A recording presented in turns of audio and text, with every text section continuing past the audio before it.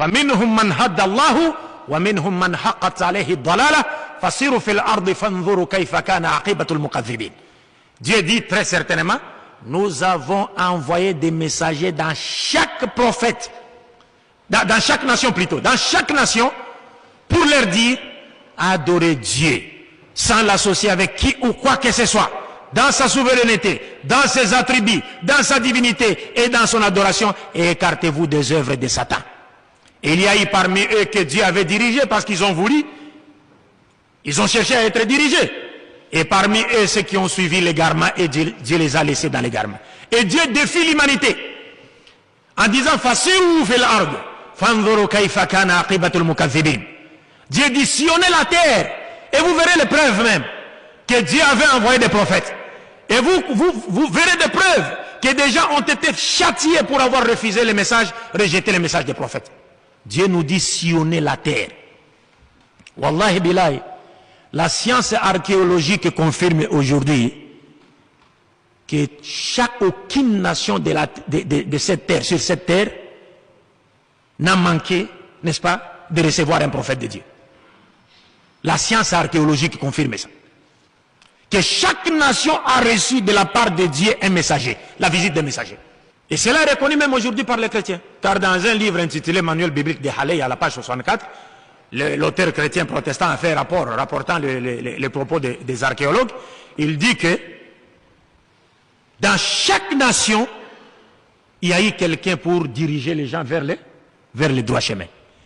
Et il ajoute en disant, les archéologues affirment que chaque nation sur cette terre avait la connaissance du Dieu unique et adorait le vrai Dieu. Et que le polythéisme et l'idolâtrie n'ont intervenu qu'après le passage des prophètes pour égarer l'humanité. C'est-à-dire, ils connaissaient le vrai Dieu, mais après cela, l'idolâtrie et le polythéisme sont venus. Et les gens se sont détournés de la voie de Dieu. Mais comment est-ce que ces choses sont-elles arrivées? Mais le Coran nous a annoncé cela. Le Coran, la science archéologique confirme cela, et le Coran nous a annoncé cela 15 siècles avant, en disant qu'effectivement, toutes les nations avaient la connaissance d'un Dieu unique et l'adoraient sans l'associer avec qui ou quoi que ce soit, mais c'est juste après que l'idolâtrie et le polythéisme ont fait leur apparition. Nous trouvons cela dans la même sourate que j'ai citée ici, sourate Nahl. Cette fois-ci au verset 63, Dieu dit, s'adressant à son prophète, Tallahi, laqad arsalna ila umami min qablik, fazayyana lahum shaytanu a'malahum, fahuwa waliyhum al-yawma, wa lahum azabun alim. Dieu dit dans ce passage du Coran, chapitre 16, verset 63, Tallahi, laqad arsalna ila umami min qablik. Oh Muhammad, nous avons certainement envoyé des messagers avant toi, dans chaque nation. Fazayyana lahum shaytanu a'malahum. Mais après le passage des prophètes, Satan est venu. Il a embelli leurs œuvres. Il les a détournés de la voie de Dieu. Fahuwa waliyuhum al-yawm. Aujourd'hui, il est leur maître. Il dirige leurs affaires. Walahum azabun alim. Mais en dernier jour, ils vont grincer les dents. Donc le Coran confirme cela. Que chaque nation sur cette terre a reçu la visite d'un messager de Dieu. C'est normal que chaque nation puisse recevoir de Dieu la visite d'un messager de Dieu. C'est normal. Parce que tous nous avons été créés dans le noble but de vouer un culte pur et sincère qu'à Dieu seul. Mais là où il se pose un problème, c'est là où nous revenons dans notre thème maintenant. Parce qu'on a montré que le musulman avait une position réaliste.